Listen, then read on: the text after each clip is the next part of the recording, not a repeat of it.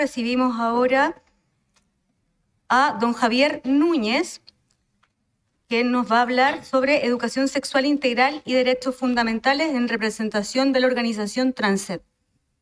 Muy bienvenido, tiene la palabra para hacer su exposición, 10 minutos de exposición y luego abierto las preguntas para que pueda responderlas.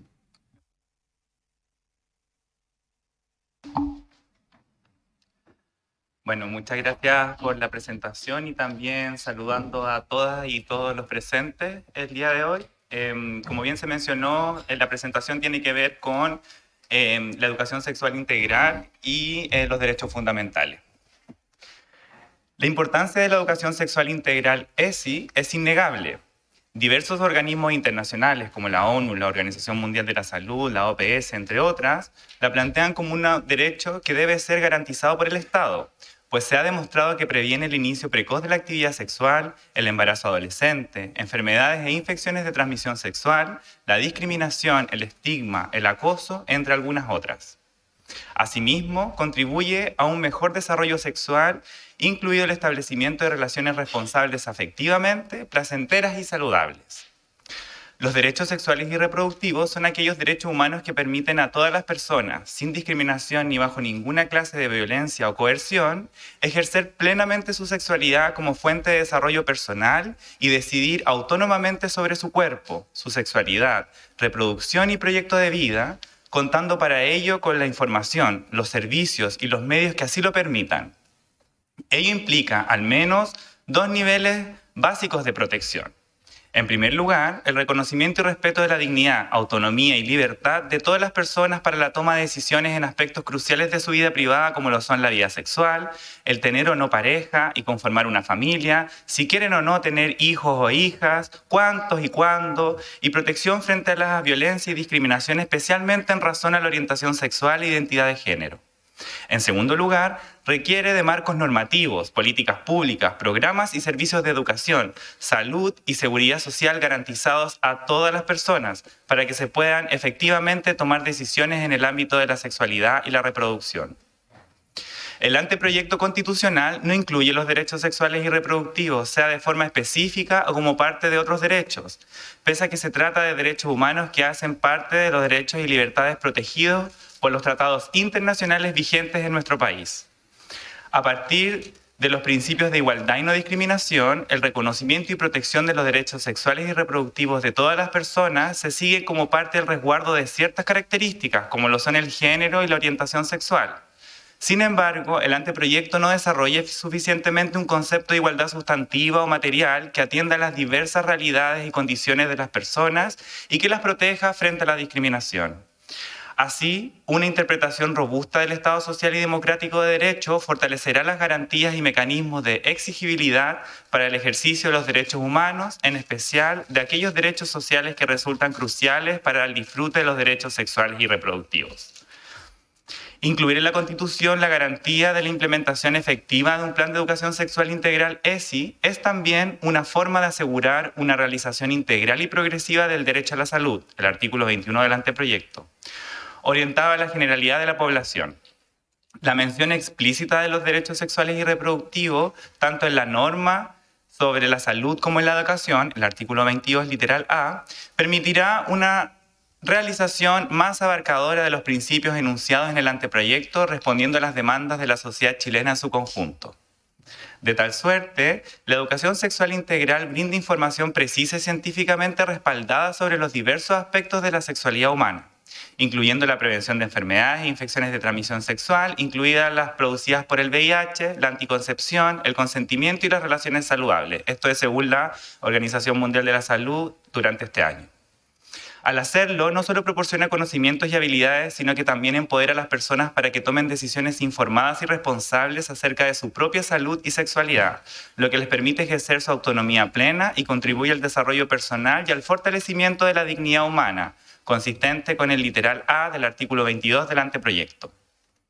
El dar prioridad transversal a la prevención de la violencia en la ESI se busca abordar y erradicar formas de violencia sexual desde su raíz, consistente con el principio enunciado en el artículo 11 sobre la paz social.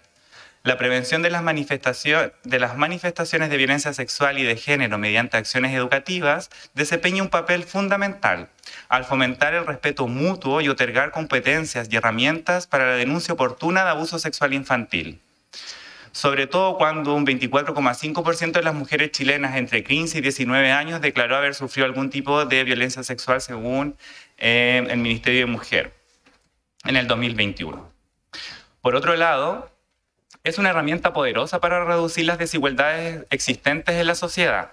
Al proporcionar acceso igualitario a la ESI, independientemente de la ubicación geográfica o nivel socioeconómico, se contribuye a cerrar la brecha de conocimientos y a garantizar que todas las personas tengan las mismas oportunidades para el cuidado y ejercicio de la salud. Esto es especialmente importante para quienes enfrentan mayores desafíos para acceder a información y a servicios de salud sexual. El vacío existente sobre este tipo de educación en Chile no es menor. El 83% de los jóvenes accede a la información de sexualidad a través de redes sociales y un 71% lo hace por medio de las páginas de Internet. Esto es según la INJUV en el 2019. Frente a esto, 9 de cada 10 niñas le da la misma importancia máxima a recibir ESI en la sala de clase. Esto es según la Fundación Tremendas en el año 2023. Hoy, Chile tiene un marco legal que reconoce y garantiza la educación, el derecho a la educación integral en sexualidad y la información sobre salud sexual y reproductiva. Sin embargo, carece de una política nacional que integre los recursos necesarios para hacerla efectiva y le entregue un rango constitucional como mandato del Estado. No existen mecanismos que evalúen su implementación en los establecimientos educativos, ni menos control de qué es lo que se está enseñando.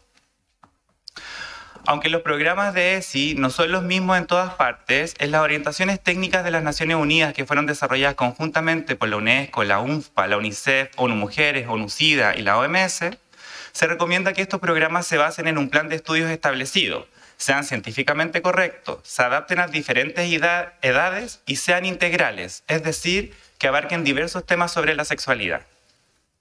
Algunos conceptos clave tienen que ver con el derecho a la educación no sexista, el fortalecimiento de la educación pública también. Por tanto, las ideas fuerzas de esta presentación tienen que ver con la educación sexual integral consiste en el proceso de enseñanza en la educación escolar que incorpora temas relacionados con la sexualidad y salud reproductiva, lo que incluye tanto sus valores y creencias sobre estos temas. Diversos estudios han señalado que los programas de educación sexual entreguen herramientas necesarias para mejorar la relación entre las y los niños y niñas y jóvenes, parejas, comunidades y para tener una mejor comprensión de la salud sexual. En el anteproyecto, como lo mencioné, no se hace mención a la educación sexual integral, sino que se hace mención al derecho a la educación relacionado con el acceso y la no discriminación, la libertad de pensamiento, conciencia y de enseñanza. Por lo mismo, en el artículo 22, respecto al derecho a la educación, sugerimos agregar: todas las personas tienen derecho a recibir educación sexual integral que promueva el desarrollo pleno y libre de la sexualidad. La implementación de este principio implica abarcar diversos aspectos, como mayor conocimiento sobre la anatomía y fisiología sexual, prevención de las infecciones de transmisión sexual, prevención del embarazo no planificado, consentimiento, respeto y reconocimiento de las diversidades sexuales y de género y respeto por la igualdad de género. Este reconocimiento constitucional, además, tiene el respaldo de distintos instrumentos internacionales, como lo mencioné anteriormente, en respecto a derechos humanos, ya que la educación sexual integral forma parte de los derechos sexuales y reproductivos, lo que incluye el derecho a la información, autonomía y toma de decisiones informadas sobre sexualidad y salud sexual. La educación sexual integral también es un tema respaldado por la ONU, ya que estipula que las y los niños tienen derecho a recibir una educación que les permita desarrollarse en lo sexual, afectivo, autocuidado, autonomía y consentimiento, además de promover el reconocimiento de las distintas identificaciones y expresiones. Por otro lado, la UNESCO reconoce que la salud sexual integral tiene efectos positivos en niñas, niños y adolescentes para el aumento del conocimiento sobre salud y comportamientos sexuales y reproductivos, lo cual es relevante para evitar embarazos y prevenir las infecciones de transmisión sexual. Finalmente, es fundamental avanzar en este principio sobre la educación sexual integral, lo cual se considera como una herramienta real, libre y responsable sobre la sexualidad de todas las personas. Por tanto, la ESI como principio constitucional significa un gran avance para empoderar a niños, niñas y jóvenes en el desarrollo pleno de sus derechos humanos, el cual también incluye los derechos sexuales y reproductivos. Dotar de mejores herramientas y comprometer al Estado en esta materia permitiría modificar patrones socioculturales que permitan concientizar y prevenir la discriminación y la violencia hacia mujeres y personas LGTBIQA+, situación que hasta el día de hoy se mantiene con cifras alarmantes.